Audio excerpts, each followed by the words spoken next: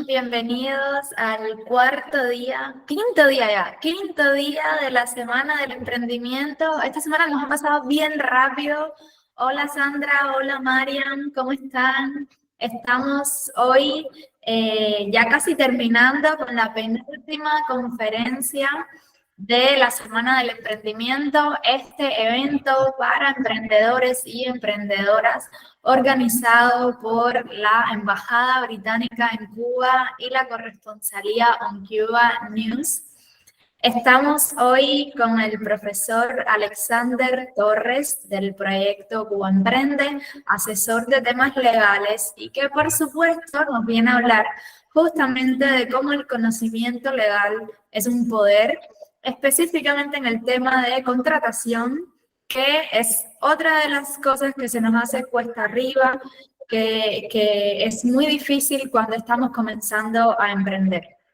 Por supuesto, la parte jurídica, legislativa, siempre está llena de detalles técnicos, pero además de eso, sabemos que el entorno emprendedoril en Cuba es cambiante, ha habido muchas regulaciones, muchas leyes, unas que ciertamente han constituido progreso, pero otras que son un paso atrás. Entonces siempre tenemos que estar actualizados de qué está pasando, siempre tenemos que tener muy en cuenta cada uno de los pasos legales que vamos a tomar. Y si me permiten hablar de mi propia experiencia dentro de la penúltima casa, el equipo que está asistiendo en la producción de este evento, pues nosotros tuvimos muchos, digamos, desafíos legales y justamente Cuba Emprende, en este caso, Alexander, este profe que está acá y que nos acompaña hoy, ha sido uno de los pilares y asesores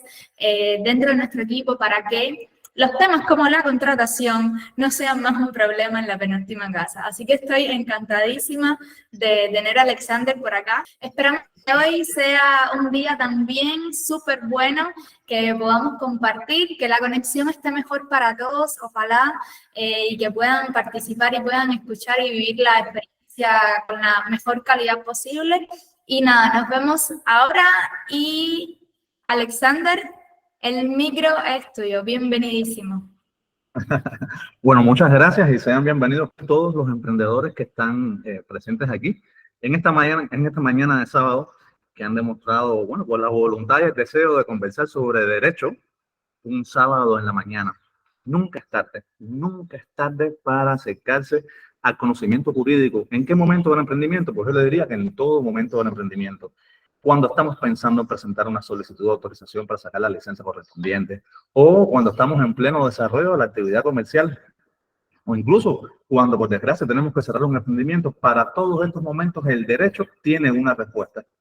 Por supuesto, sé que para algunas personas que están presentes en el día de hoy, este es su primer acercamiento al mundo legal.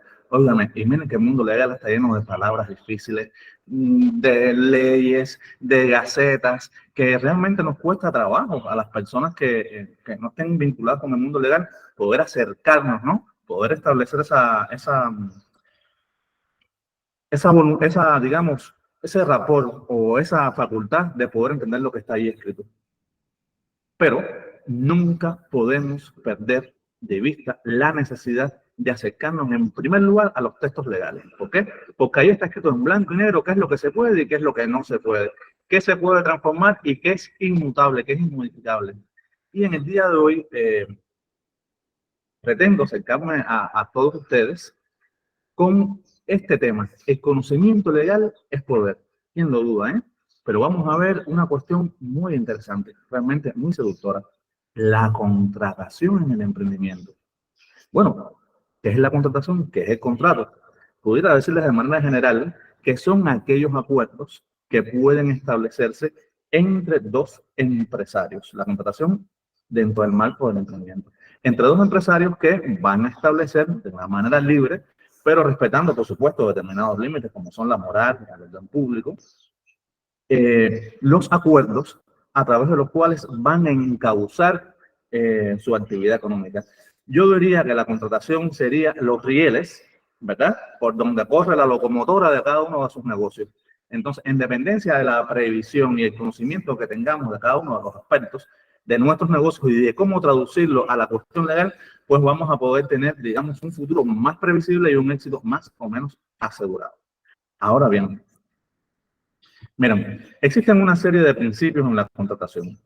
Este que podemos leer aquí del principio de igualdad entre los contratantes es uno de ellos, uno de los más clásicos, que establece que inicialmente todos los contratantes se encuentran en pie de igualdad. Pero ¿qué ocurre?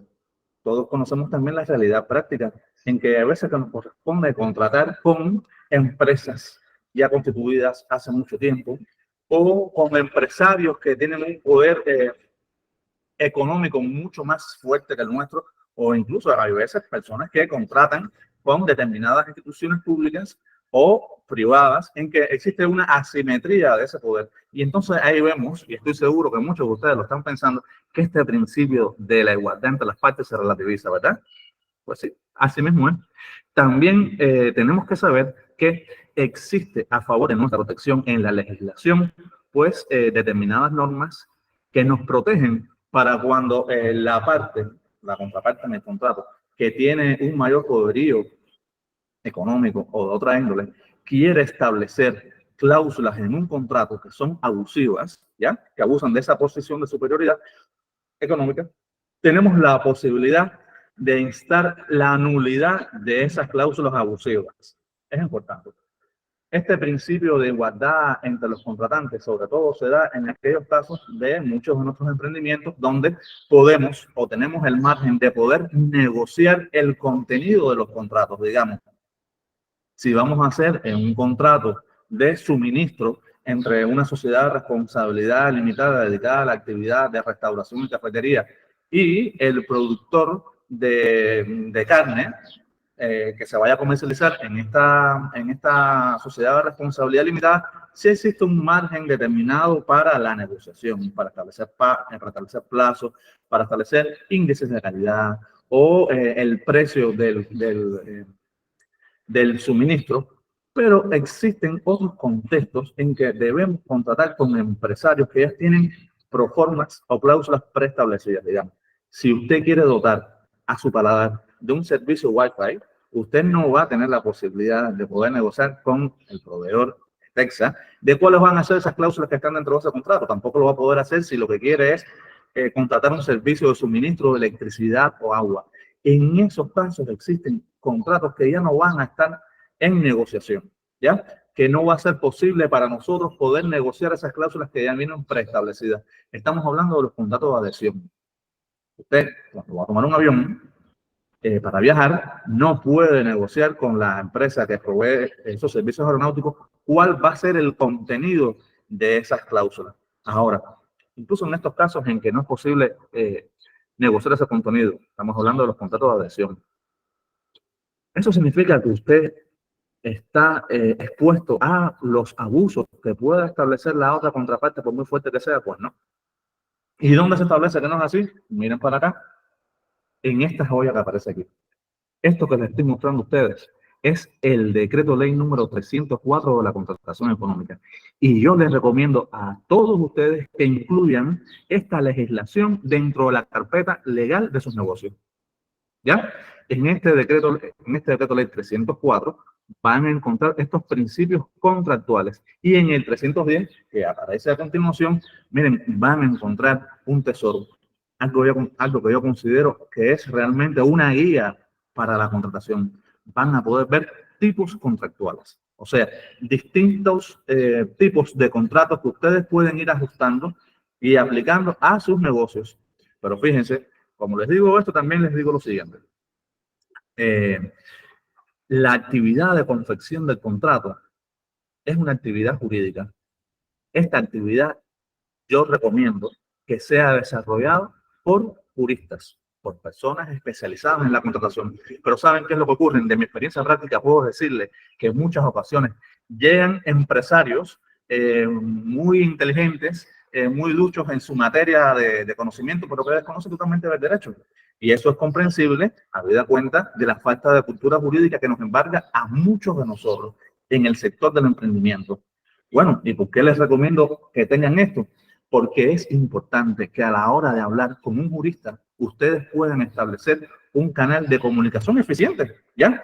Ustedes sepan qué palabras deben emplear, a qué se deben referir. Hay determinados aspectos, amigos y amigas, en esta legislación que ni siquiera nos imaginamos y que podemos proponer su tratamiento a un jurista. Yo siempre recomiendo y les doy un tip para cuando vayan, se vean en esta situación, cuando vayan a establecer un contrato. Escúchenme bien que se los voy a decir bajito, porque es un gran secreto. Cuando vayan a establecer un contrato, traten de llevar una lista de problemas. Como les estoy diciendo, además de haberse leído estos tipos contractuales. Una lista de problemas. Bueno, ¿por qué? ¿Qué problemas? Bien, de aquellos problemas que sean más típicos, más comunes en sus negocios. O sea, se trata de ubicarnos en el peor contexto posible para adelantarnos a aquellos problemas o situaciones que se puedan dar en una relación contractual. Y entonces pedirles al jurista que nos los plantee, que nos los refleje en el contrato. De esa manera vamos a ver cómo el contrato va a salirse de estos marcos rígidos de la ley y se va a ajustar a las necesidades de su negocio, a sus necesidades como empresario y empresaria, como un traje a la medida. Y entonces, con esa labor de prever que le pueden incorporar el empresario a los contratos, pues se puede convertir realmente en una herramienta más eficiente, más eficaz. Porque miren, justo es reconocer que muchos juristas desconocemos las tipologías, no las tipologías, sino la cotidianidad del día a día de lo que ocurre con los negocios que entonces tenemos que regular nosotros, que tenemos que contractualizar nosotros. Entonces, para acercar la práctica a la propuesta de contrato, el jurista, el abogado que se va a dedicar a redactar los contratos, va a agradecer siempre ese trabajo en equipo entre el empresario y él. O sea, que el empresario vaya un paso adelante, que el empresario le diga, miren, de mi negocio, los puntos más polémicos que se pueden plantear son este y aquel, ¿ya? O del estudio que he hecho yo de la persona con la que voy a contratar, su tendencia de comportamiento en un contexto de crisis puede ser esta y la otra. Muy interesante eso. ¿Ok? Una vez redactado el contrato, que es interesante o es, diría yo, conveniente para los intereses de ustedes, que ustedes vayan con una propuesta de contrato en la mente. Cuando se vayan a sentar a hacer estos tratos preliminares que aparecen aquí en la diapositiva. Que ustedes vayan, luego de haber confeccionado el contrato con el jurista, a proponer o el contenido de aquellas cláusulas a la contraparte. Estos tratos preliminares, señoras y señores, tienen una importancia fundamental. En una ocasión conocí de un caso de una emprendedora que estaba siendo contratada por una feria para montar unos stands. Se habían reunido, habían hecho esto que se llaman los tratos preliminares, habían compartido oferta, contraoferta, precio, etcétera, etcétera, pero no habían firmado un contrato. A esta persona, a este empresario, se le dio comenzó a hacer la actividad de montaje. ¿Y saben qué? Una vez terminado el montaje, el empresario que la había contratado se negó a continuar con el negocio, aduciendo de que no se había firmado ningún tipo de contrato.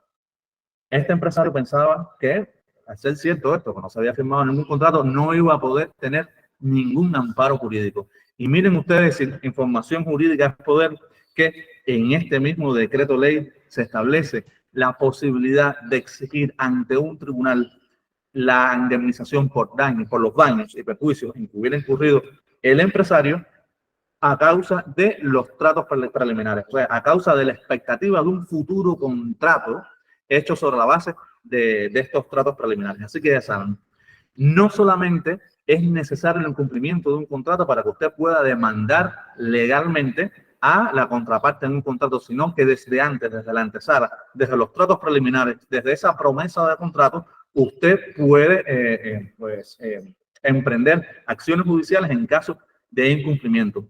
Y miren, hay un elemento muy importante que les voy a decir enseguida. Señoras y señores, hay que saber protegernos. Cuando vamos a hacer un contrato de naturaleza mercantil o económica, o sea, entre dos empresarios, es fundamental que su contraparte en el negocio esté autorizado a ejercer la actividad de la cual va a traer causa a ese contrato. Digamos, vamos a volver al contrato de suministro. Si usted hace un contrato con una persona que no está autorizada legalmente a suministrar y esa persona incumple, la legislación que establece la manera en que se hacen los procesos judiciales establece como uno de los requisitos fundamentales que ambas partes estén autorizadas para ejercer la actividad. Porque si una de las partes no está autorizada para ello, esa demanda no va a tener éxito en las salas o en las secciones de lo mercantil. Y estos asuntos de reclamación por incumplimiento de contratos preliminares, es importante que ustedes conozcan que se presentan demanda mediante, realizada por un abogado, por supuesto, ante la sección de asuntos mercantiles de los tribunales municipales. En cada municipio hay un tribunal y este tribunal, una de sus secciones es la mercantil. Allí se presentan las demandas por incumplimiento de los contratos. Ahora, ¿es la única vía acudir directamente ante los tribunales ante el incumplimiento de estos contratos? No, para nada. Miren, existe la posibilidad de que usted pueda realizar negociaciones amigables con la contraparte. Estamos claros que en muchas ocasiones hay contratos que nos interesa realmente que se cumplan, ¿verdad? Que se superen esas dificultades y que se lleve adelante esa relación contractual. Pues bien, se fijan las negociaciones amigables por un término determinado. También luego, si fracasan esas negociaciones amigables, pueden tratar de zanjar el conflicto a través de la mediación, que es un mecanismo alterno a los tribunales para la solución de los conflictos. ¿Hasta aquí me siguen? ¿Me siguen hasta aquí?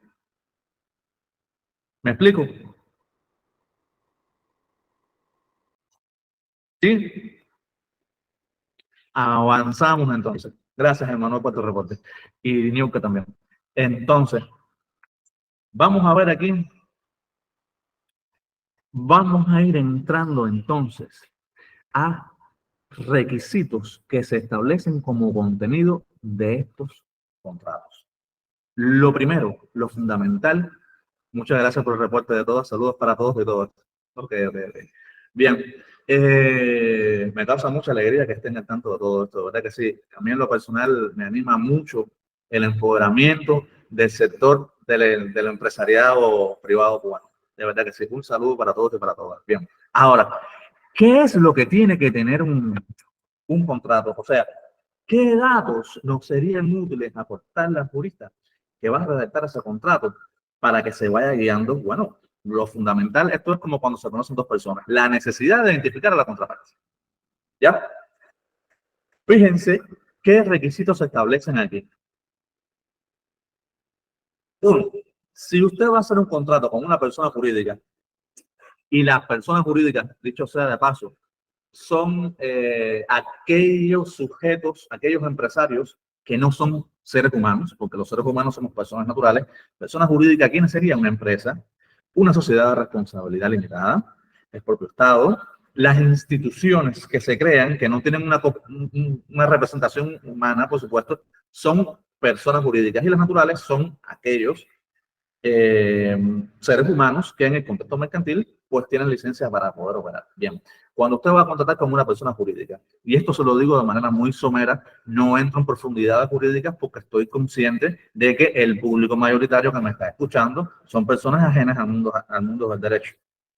Entonces, cuando usted va a contratar con una persona jurídica, usted tiene que pedirle al representante de esa persona jurídica que en caso de ser una sociedad de responsabilidad limitada, de paréntesis MIPYME, es el órgano de administración de esa SRL la que está facultada para representar y firmar en nombre de representación de esa compañía. ¿Qué tiene que pedirle? Bueno, los documentos de creación y constitución. En el caso de una sociedad de responsabilidad limitada, pues sería la escritura de constitución. En el caso de una empresa total, pudiera ser la resolución de creación. Y además tiene que pedirse algo que es muy importante, muy importante.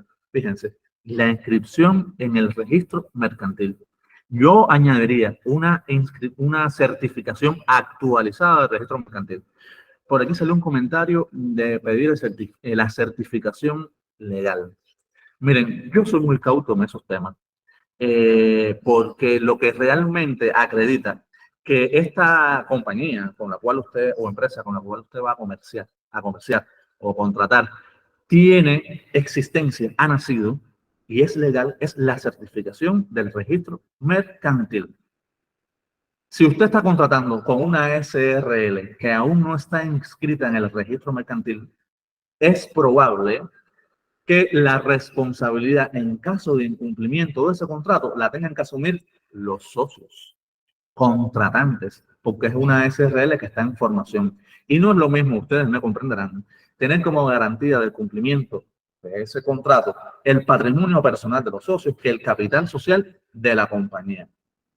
Bien, ¿qué ocurre cuando usted va a contratar con una persona natural? Cuando usted va a contratar con un trabajador por cuenta propia. Bueno, obviamente usted debe tener constancia de la autorización administrativa que él tiene para poder ejercer esa actividad, de su carnet de identidad. Obviamente, y hay una cuestión que para mí es fundamental y que a mí me preocupa mucho porque va a ser fuente de mucha conflictividad. Señoras y señores que me escuchan, el estado civil de la contraparte. Bueno, y ustedes dirán que tiene que ver que mi contraparte en el contrato sea soltero, casado, divorciado, viudo. Pues mira, es muy importante, porque si está casado bajo o casada bajo un régimen económico de comunidad matrimonial de bienes y se implican en el negocio o se comprometen en el negocio bienes que pertenecen a esa comunidad matrimonial y esto se realiza sin el asentimiento de su cónyuge, pues miren, ese cónyuge en un futuro puede demandar ante un tribunal la nulidad de ese contrato por haberse dispuesto en él de bienes que pertenezcan a esa comunidad matrimonial de bienes. Y esto es especialmente remarcable en Cuba, donde un 90 y tanto % de las personas que han formalizado matrimonio lo han realizado bajo este régimen económico de comunidad matrimonial de bienes, porque la posibilidad de elegir el régimen de separación o el mixto surgió a partir de la promulgación del Código de Familias en el año 2021. Entonces, es importante que tengamos en cuenta este riesgo fundamental del Estado civil. Bien, ahora, puede suceder también que tanto la persona jurídica como la natural se hagan representar a través de un representante, ¿ya? Si así fuera, en el caso de que fuera una sociedad de responsabilidad limitada, por supuesto que habría que tener en cuenta el acuerdo del órgano de la Junta General de Socios que determina que esa persona que está compareciendo ante usted tiene las facultades establecidas de representación y gestión, o sea, que es el órgano de administración. Si una persona le refiere a usted, que es el socio mayoritario de una MIPYME, de una sociedad de responsabilidad limitada, y que él en esa condición tiene todas las facultades para firmar en nombre y en representación de esa compañía, no es exacto. Únicamente pueden firmar en representación de esa compañía quien sea el órgano de administración, que dicho sea de paso, puede ser un socio minoritario o incluso no pertenecer a esa compañía. Muy importante esto. No solamente que usted conozca que sea el órgano de representación, sino que tenga en cuenta y se incorpore el acuerdo o una certificación del registro mercantil en la que conste el acuerdo mediante el cual se nos designó a esa persona como el órgano de administración. Miren, en la realidad práctica del día a día ya se han presentado lamentables casos en que hay socios que han firmado en representación de una compañía y luego ese contrato no ha tenido validez para obligar a la SRL o a la MIPYME. ¿Por qué? Porque fue firmado por una persona que no tenía facultades suficientes. Es un temazo este, ¿verdad? Ahora, aquí le comparto un par de aspectos sobre las ofertas contractuales y los deberes de información en la oferta. O sea, y aquí PDL 999 me habla de que la persona que por estatuto esté facultada. Desde mi punto de vista, no es suficiente que aparezcan en los estatutos. ¿Por qué? Porque los estatutos pueden ser fácilmente periódico viejo, o sea, periódico de ayer, y de un día a otro haber cambiado el titular de esa facultad, de manera que en los estatutos aparece una persona, pero luego de haberse modificado esos estatutos o haber hecho un cambio de órgano de administración, ya no es suficiente. Por eso yo les insisto en la certificación actualizada del registro mercantil. Oigan, ¿es fácil conseguirla? A veces no, pero créanme que sí les es muy, pero muy conveniente para que tengan conciencia de que la persona que dice tener la facultad de representación realmente las tenga. Bien, los datos sobre la oferta contractual. Miren, es muy interesante. Yo cuando voy a hacer un contrato necesito saber de qué es lo que vamos a contratar, ¿verdad?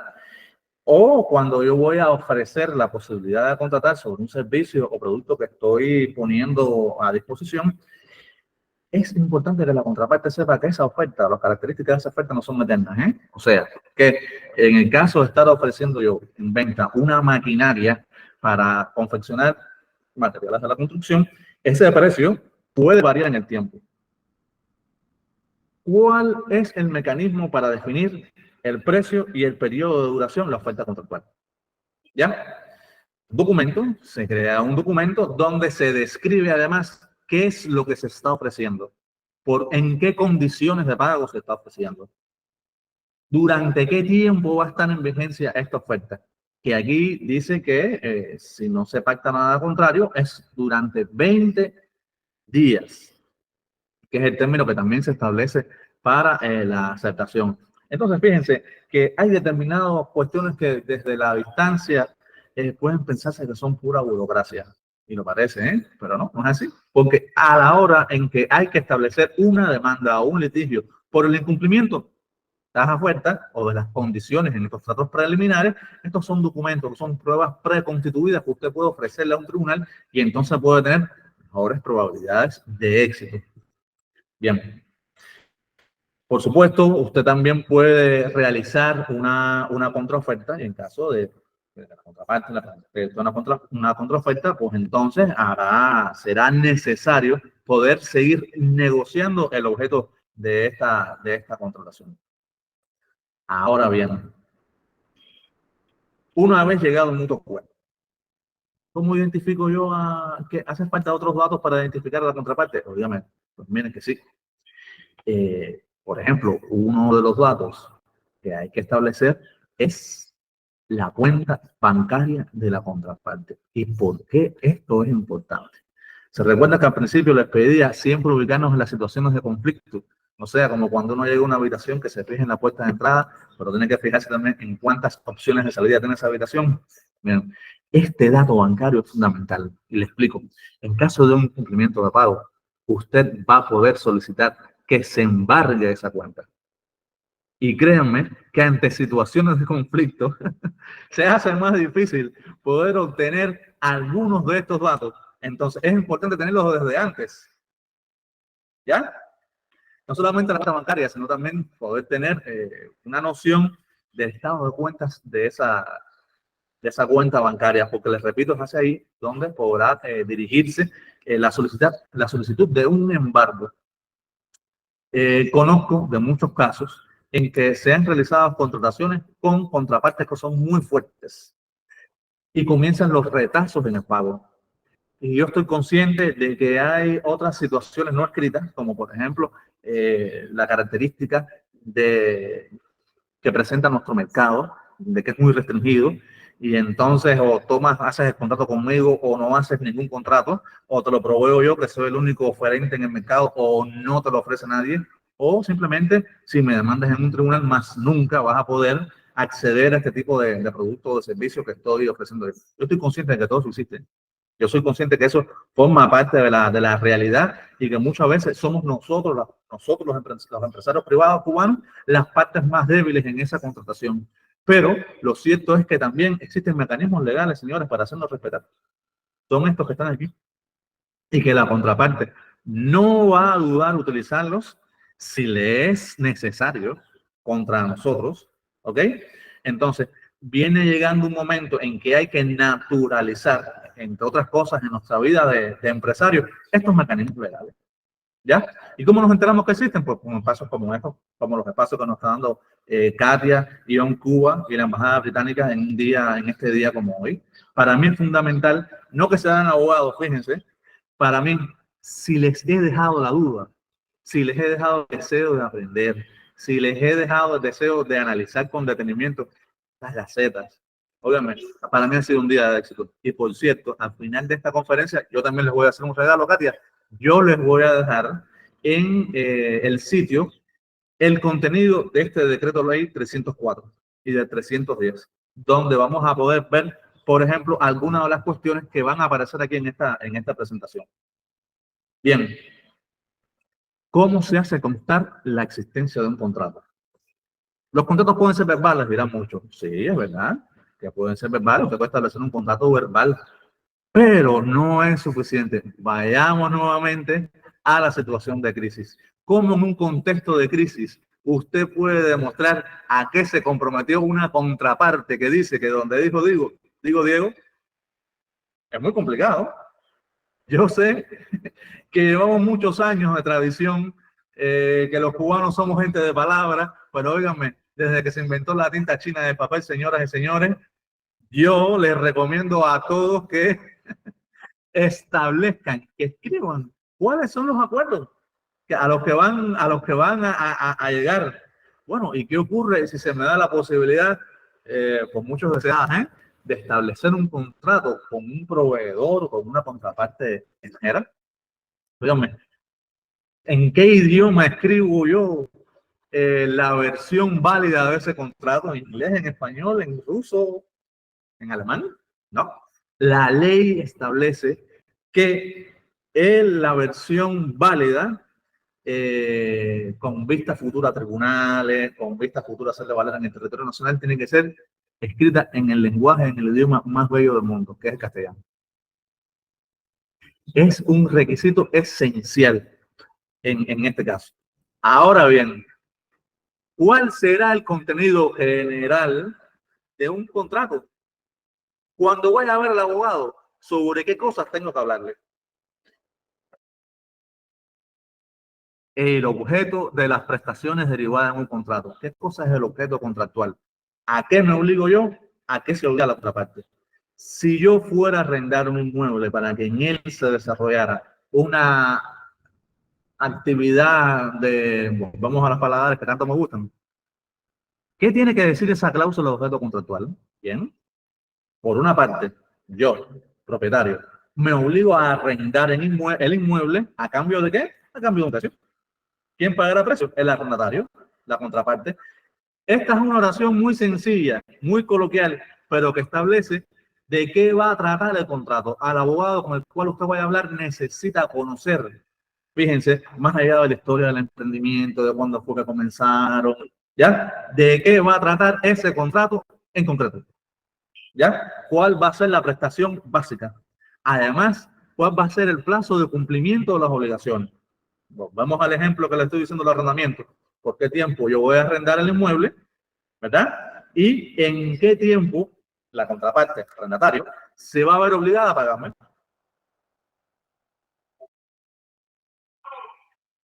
En el caso de que sea un contrato con una contraparte extranjera, pues bueno, se van a tener que referir a los términos y las reglas internacionales, y en todo caso, sea en la contraparte nacional o no, se van a tener que determinar, por supuesto, el precio.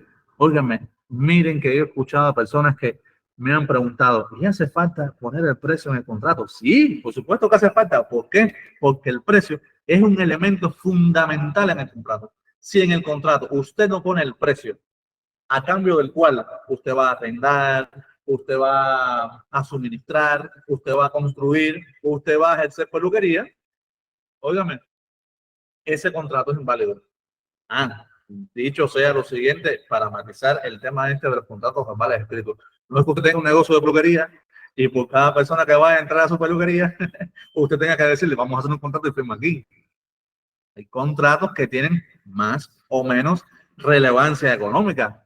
Sin embargo, si usted va a realizar la chapistería de un vehículo, yo sí le aconsejo que establezca un contrato para cada caso, habida cuenta de que el riesgo contractual por la importancia de la inversión de las prestaciones es superior. Me preguntaban ahorita sobre el tema de los activos de propiedad industrial. Vamos a suponer que yo soy propietario, ojalá si fuera, de una paladar muy famosa aquí en La Habana que tenga un nombre, un rótulo de establecimiento o que el nombre del local, dicho en castizo, fuera muy famoso. Pero yo estoy interesado en expandir mi negocio por toda Cuba a través de franquicias que tenga, o sea, clonar mi negocio en Santi Espíritu, clonarlo en Cienfuegos, en La Tuna y en Santiago de Cuba. Bueno, yo voy a poder también disponer de esos activos a través de un contrato. Y ahí ya veríamos cómo el objeto del contrato cambiaría, cómo las prestaciones a las que se obliga cada quien cambiarían y los precios y tarifas también cambiarían. Y en los precios y tarifas, señores, hay algo muy importante. Pues vamos a la situación de crisis.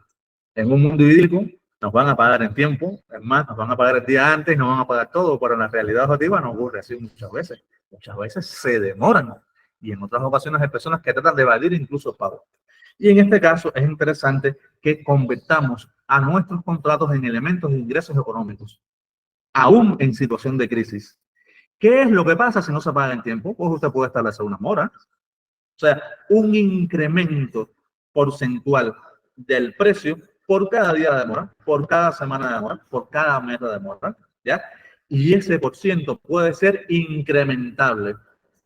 Existe una resolución del Banco Central de Cuba que establece como referencia un % a la hora de establecer una mora. Pero ojo, y se los digo para cuando vayan a contratar con contrapartes estatales, ese % es de referencia, no es obligatorio, pero además es una norma interna del Banco Central de Cuba. Por tanto, se puede matizar a la hora de establecer estos plazos y estas moras, perdón, por el caso de demora en el precio. Y otra cuestión, señores, que en este minuto es el ajo del tasajo, se los digo enseguida.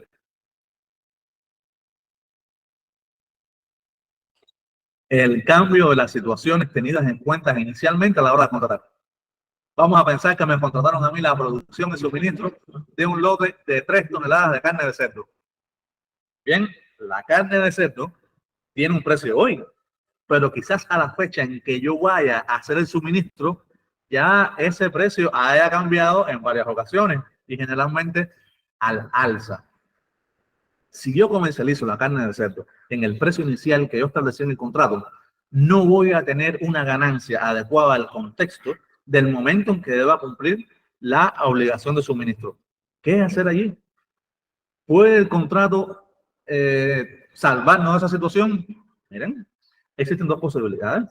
Usted puede establecer una cláusula que defina la necesidad de modificar el contrato en caso de que cambien las circunstancias tenidas en cuenta al inicio de la relación. Cláusula que nosotros en derecho conocemos como rebus sic stantibus, sin que eso sea un artificio mágico de Harry Potter, ni mucho menos. O usted puede establecer, en el caso de otros contratos cuya ejecución difiere en el tiempo, como el arrendamiento, una cláusula de estabilización de precios. Usted puede decir que el precio que usted estableció en un principio puede variar teniendo en cuenta un indicador X, ¿ya? O puede establecer que ambas partes podrán modificar de mutuo acuerdo el contenido, por ejemplo, del precio de ese contrato y en caso de discrepancia o diferencias podrán zanjarla ante con los mecanismos que habíamos dicho antes. Recuerden la escalerita: primer paso, las negociaciones amigables; segundo, la mediación; y tercero, pues, el tribunal. Ahora, sobre el pago, por supuesto, usted puede establecer las formas de pago. En los casos que es efectivo, en los casos que se brinda también como alternativa de primer orden el pago o la transferencia electrónica u otras formas de pago. A mí me llama la atención en nuestro país que en el sector privado no hay un uso de determinados títulos valores como son los cheques, los pagarés, las letras de cambio. No existen, las personas no los utilizan. Y con esa situación se obvia la posibilidad de que en caso de incumplimiento se pueda establecer un proceso que es muy rápido, que es muy ágil, que se llama proceso ejecutivo. Claro, en este caso, estos tipos de procesos, esos títulos valores deben cumplir algunos requisitos para, fíjense qué interesante esto, poder entrar al tribunal solicitando directamente el embargo de los bienes de la contraparte en caso de un incumplimiento. Cuando estos títulos de crédito no son realizados, pues hay que hacer un proceso mucho más largo que se llama proceso ordinario, que dura años o que dura un año y tanto, en lo que este proceso ejecutivo es mucho más expedito. Además, por la experiencia práctica que tengo, yo les puedo vaticinar que realmente el deudor, el cumplidor, se ve más estimulado a cumplir cuando ya tiene sus bienes embargados desde un inicio. Bien, eso lo dejo en etiqueta. Por supuesto que tiene que establecer también los parámetros de calidad. Lo que voy a comprar o el servicio que voy a recibir, ¿qué calidad debe tener? ¿Ya? Por ejemplo, si voy a comprar un lote de vino, ese vino, ¿qué añejamiento debe tener? ¿O qué uva se debe utilizar? Si no se establece un parámetro de calidad, luego puede usted decir, óigame, pero es que la carne que me mandaste no cumple con los requisitos, no está certificada sanitariamente. Bien, y si usted no estableció eso en el contrato, lo puede reclamar. Bueno, la ley establece que en defecto de que las partes contractuales hayan establecido unos parámetros de calidad determinados, siempre se va a optar por el parámetro de calidad lógico de ese segmento de mercado. No obstante, yo les recomiendo a ustedes que sean especialmente detallistas al fijar estos índices de calidad. También puedo establecer plazos de garantía comercial, o sea, después de la venta o de la compra que te has realizado, ¿qué periodo de garantía tú me das para comprobar la aptitud de lo comprado para el destino que yo tengo planificado para él? ¿Me vas a dar servicio de postventa? ¿Me vas a hacer rebajas en caso de que el bien o servicio no cumpla con la garantía comercial? ¿Me vas a dar a cambio un equipo nuevo? ¿O solamente implica la posibilidad de poder llevarlo a reparar el equipo que te compré a tu taller? ¿Implica el contrato que firmé contigo que la garantía comercial que me das tenga yo que ejecutarla en talleres exclusivos tuyos? ¿Puedes tú tercerizar con terceros la ejecución de estos servicios? Fíjense cómo existen muchas posibilidades más allá de lo que establece la legislación como en los requisitos básicos de estos contratos. Bien, debe establecer si yo voy a arrendar mi vivienda, puedo, para que en esa vivienda se establezca una paladar, un restaurante, óyeme, o un estudio de diseño. Debe obligarse la contraparte, o puedo obligar yo a la contraparte a que suscriba un contrato de seguro contra daños, contra robos, contra incendios que se den en la vivienda que yo voy a alquilar. Puedo definir yo que se me establezca a mí como beneficiario de ese contrato de seguro en caso de materializarse esos riesgos. Son cuestiones que les invito a pensar al respecto. Ahora, ¿qué soluciones alternativas al cumplimiento puedo establecer yo en un contrato? Ha sido imposible que me provean el bien o el servicio prometido. ¿Puedo ser indemnizado? ¿En qué cuantía? Es fundamental. ¿Puedo recibir otro bien a cambio de ese que se me brindó? ¿Qué características debe tener? ¿Debo yo recibir, estoy obligado yo a recibir de manera exclusiva los servicios o bienes de mi contraparte? En caso de que él incumpla, ¿puedo dirigirme a un tercero y que ese tercero cargue en la cuenta de mi contraparte contractual la obligación incumplida por él? ¿Puedo yo avisar a mi contraparte ante el pronóstico de un incumplimiento de mi parte? O viceversa. ¿Durante qué tiempo? Son contenidos contractuales. ¿Qué ocurre si se da un suceso de fuerza mayor o caso fortuito? O sea, un suceso futuro e imprevisible o previsible que me impida a mí poder cumplir con mi obligación contractual. Siempre recuerdo el tema de la pandemia, que era previsible, ¿ya? Y que creó una ola de incumplimientos habida cuenta de los efectos de la pandemia. Podía yo excusarme en la ocurrencia de estos sucesos o de un ciclón para incumplir mi contrato? Por supuesto que sí. Ahora, puede matizarse esa posibilidad, esta protección que dan los hechos, los casos de fuerza mayor o los casos fortuitos en todo momento. O sea, si yo estoy contratando los servicios profesionales de un organizador de eventos para que celebre mi boda al aire libre, si el día que se está señalado llueve, ¿es suficiente eso para que se excuse? Depende, porque si es un organizador profesional de eventos, debe haber desarrollado una diligencia mínima y haber por lo menos buscado en un pronóstico avanzado del tiempo si ese día que se va a celebrar mi actividad va a llover o no. O sea, existen distintos parámetros de exigibilidad dentro de estas cláusulas. ¿Es suficiente la generación de una pandemia para que un ingeniero informático me entregue un programa informático que le había contratado? No. Y para los servicios de restauración, pues sí.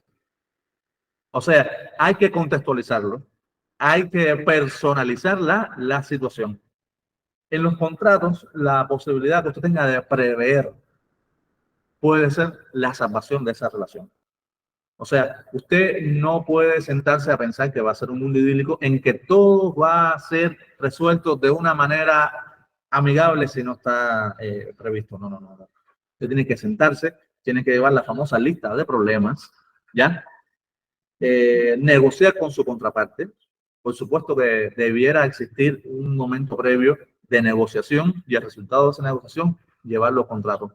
Miren, rápido no es igual a bueno, como lindo no es igual a fácil.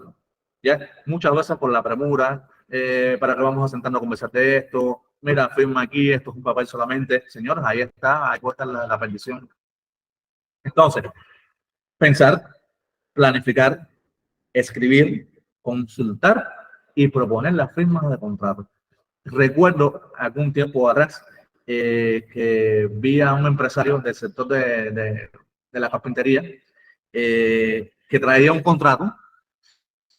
Él se había comprometido a fabricar X cantidad de muebles que se iban a utilizar en la inauguración de un hotel. Y ocurrió un suceso, no sé si recuerdan la coyuntura, ¿ya? Y él se quedó sin la posibilidad de poder transportar esos muebles que ya tenía hechos, porque no había gasolina, no había medio de transporte, etcétera, etcétera, etcétera, etcétera. Y le notifican que lo van a demandar. Y cuando me muestra el contrato, que vamos a estas cláusulas de caso fortuito, fuerza mayor, veo que la única posibilidad que esa persona tenía para poder escudarse en estas cuestiones y poder evitar la demanda eran las cuestiones naturales. O sea, un ciclón, una tormenta eléctrica. O sea, esta persona había firmado el contrato sin leerlo. Desgraciadamente lo había firmado sin leerlo y la única posibilidad que tenía para poder zafarse era que cayera nieve en La Habana. Fíjense ustedes. Es importante leer. Es importante tener este conocimiento. Es importante que ustedes sepan que pueden negociar, aún en el caso que estén en una relación asimétrica. Es importante que sepan que el conocimiento legal es poder. Respecto a la solución de controversia, hemos venido hablando de este tema. Aquí lo voy a dar por reproducido. Tiempo nos apremia. También tenemos la posibilidad en el contrato de establecer una cláusula de modificación y terminación de ese contrato y la fecha de vigencia de ese contrato y otros pactos. Óigame, ¿qué otros pactos pudieran ser? ¿Pudiera incluirse en un contrato una cláusula de confidencialidad? Pues sí, puede establecerse una cláusula de confidencialidad. ¿Pudiera establecerse un contrato de distribución exclusiva? Por supuesto que sí. ¿De tercerización o cesión del contrato? Pues por supuesto que sí. Y otros muchos más en dependencia de qué es lo que vayamos a comerciar, a negociar. Bien, ha llegado el momento de la despedida. Estoy seguro de que nos veremos en alguna esquina de la vida o del emprendimiento. Para mí ha sido un honor y un placer haber compartido este tiempo con ustedes. Quiero decirles que ustedes, los empresarios privados, son para mí una fuente de inspiración y que me alegra cada vez que paso por un lugar y veo que lo que en un momento fue un chinchalito, hoy es un gran negocio. Cuando veo a los socios de sociedades de responsabilidad limitada, de cooperativas no agropecuarias o trabajadores por cuenta propia montados en vehículos hermosos y bellos, me causan muchísima alegría y que yo apuesto por el emprendimiento privado. Ustedes son mi gente, para mí ha sido todo un placer. Que tengan muy buenos días. Alexander, no te me vayas tan rápido, que tengo preguntas aquí para ti que han ido haciendo en el chat. Qué bueno que les haya gustado tanto. Realmente hablar de temas legales y específicamente de contratación es tan importante. O sea, si nos ponemos a contar experiencias aquí que cada uno ha tenido, creo que tenemos historias hasta mañana. Así que ha sido buenísimo, Alexander, poder tenerte y poder tan desmenuzadamente, con tanto nivel de detalle, conocer sobre este tema. Vamos a tenerlo, repito, la conferencia gráfica en el chat de WhatsApp del grupo, y además de eso vamos a tener el video de esta conferencia para que lo puedan consultar. Tengo 2 o 3 preguntitas por acá en el chat. Una es de Anita. Ella dice: necesito esclarecer si una MIPYME como persona jurídica puede crear en su propio nombre un PDL. Bien, ya esta es una consulta que se va al objeto de la conferencia de hoy. Pero se la voy a contestar con mucho gusto, aunque sepa que también puede pasar por Cuba Emprende, el proyecto Cuba Emprende, que se especializa en la asesoría del emprendimiento privado. Sí, una sociedad de responsabilidad limitada, que es como se conoce en el mundo jurídico a las MIPYMES, sí puede constituir un proyecto de desarrollo local. No solamente las MIPYMES, también lo pueden hacer los trabajadores por cuenta propia, las personas naturales, las personas jurídicas estatales. Es una opción que existe. Sí.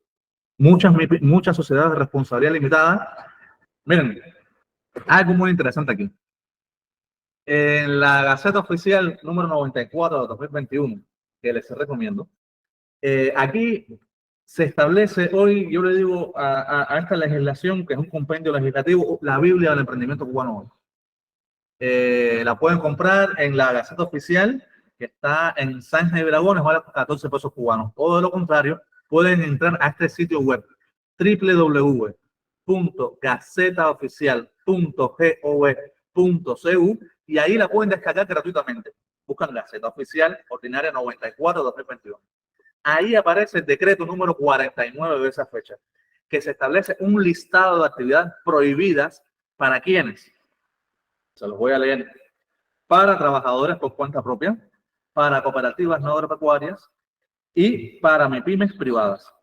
¿Quiénes faltan aquí? Señoras y señores, aquí faltan los proyectos de desarrollo local. O sea, si usted puede constituir una sociedad de responsabilidad limitada y luego hacerla un proyecto de desarrollo local, va a poder desarrollar varias de las actividades que están prohibidas para el resto de los emprendedores. O sea, es una vía, es un camino que se puede utilizar para poder desarrollar alguna de esas actividades. Es interesante. Alexander, por acá, Yuri pregunta: ¿puede un socio delegar en otra persona mediante acuerdo de la Junta de Socios o acuerdo del órgano de administración que sea trabajador suyo u ocupado de la sociedad la facultad de firmar contratos a nombre y representación de la sociedad? Miren, el único órgano que está facultado para firmar, para representar y gestionar los intereses de la facultad es el órgano de administración. Esta facultad, por la importancia que tiene, yo sugiero que no sea delegado a ningún trabajador, incluso de ese órgano de administración, que sea el titular o los titulares del órgano de administración, las personas que firmen, que son los que tienen la facultad legal para ello. Y recuerden, en este tema lo importante no es decir yo soy del órgano de administración, no, es demostrar que realmente lo sea. Por acá, Lenier pregunta: ¿la vigencia de la oferta de contrato es a partir de la firma de ambas partes? ¿Es a partir de allí que comienzan a contar los 20 días? No. La oferta es previa a la firma del contrato. Lenier, yo te ofrezco a ti fabricarte una máquina para hacer bloques por 14,000 pesos. Esa oferta que me obliga a mí a fabricarte esta maquinaria, si firmamos el contrato, esos datos duran 20 días. Si tú no me ves a mí, si tú no me mandas la respuesta o una contraoferta dentro de esos 20 días, cuando me vengas a ver, yo te puedo decir, Lenier, tu tiempo pasó. Lo que costaba antes 14,000 pesos, ahora cuesta 20,000. Y eso forma parte de la nueva oferta. O sea, el tiempo es dinero, señores. Bueno, te dejo una última por acá que a todo el mundo le interesa el tema de dinero y es cuáles son, habías hablado algo sobre eso, y Cita Díaz pregunta cuáles son las formas de pago más frecuentes a utilizar en los contratos. Miren, depende de la cultura. La forma de pago nos habla de la cultura contractual del empresario. Usualmente se establece el pago en efectivo en los casos que es posible. Y no es difícil comprenderlo, habida cuenta que fue durante mucho tiempo el único medio de pago que teníamos los comunes a los mortales aquí en nuestro país. Pero en la actualidad también se están incorporando las transferencias. Las transferencias bancarias, muy importantes, incluso por las actividades se está viendo la posibilidad de la transferencia bancaria cuando se hacen contratos de servicios con el cliente final como una forma de proteger al cliente. Y ojo, hago un llamado importante a la práctica de la protección de nuestros clientes. Es importante ingresar, sí, pero también es importante proteger los derechos del consumidor. Y se establece en estos casos como una forma de proteger el interés del cliente, porque en la actualidad se les da un descuento de un 6% al precio que está pagando el cliente final, persona natural, cliente final, cuando utiliza la transferencia. Pero también se pueden utilizar como manera alterna los cheques, los pagarés, las letras de cambio. En el mundo, todos estos títulos valores están emigrando ahora a una virtualización, ¿ya? Lo que hasta el siglo XX eran títulos valores en soporte de papel, ahora están migrando a una tokenización. Fíjense ustedes. O sea, se emiten criptomonedas en las cuales contan estos títulos valores, o criptoactivos, mejor dicho, donde contan estos títulos valores. Es interesante tener en cuenta la regulación que se establece en Cuba para la utilización de las criptomonedas. Tiene una regulación bien especial. Y bueno, son las 11 de la mañana, así que hemos tomado más del tiempo, pero me encanta además que siempre nos extendemos un poquito y nos quedamos escuchando porque nos interesa mucho. Un montón de gracias a todos por sus preguntas. Gracias, profe Alexander. Fue un placer enorme tenerte. Como siempre, me encanta compartir espacio contigo. Siempre aprendo muchísimo. Gracias, por supuesto, a la Embajada Británica en Cuba y a Cuba News, que hacen posible, que son los gestores de esta idea, de esta Semana del Emprendimiento. Vamos a tener en WhatsApp, lo digo por última vez porque siguen preguntando en el chat, vamos a tener la conferencia gráfica y luego vamos a tener la grabación en el canal de YouTube de OnCuba. Lo vamos a pasar todo por el chat de WhatsApp y ya saben, en unos minutos enviamos además de la conferencia gráfica también el ganador del sorteo, que ya de la penúltima casa que lo tiene, el ganador del sorteo de hoy, de la conferencia, un regalo de la Embajada Británica en Cuba. Mañana no nos puede, mañana estamos de descanso, que es domingo, y el lunes la última conferencia de la Semana del Emprendimiento, donde vamos con esta servidora sobre marketing digital y posicionamiento de marcas en los entornos digitales. Hasta el lunes 10 de la mañana nos vemos ahí para la Semana del Emprendimiento. Chao, chao y muchísimas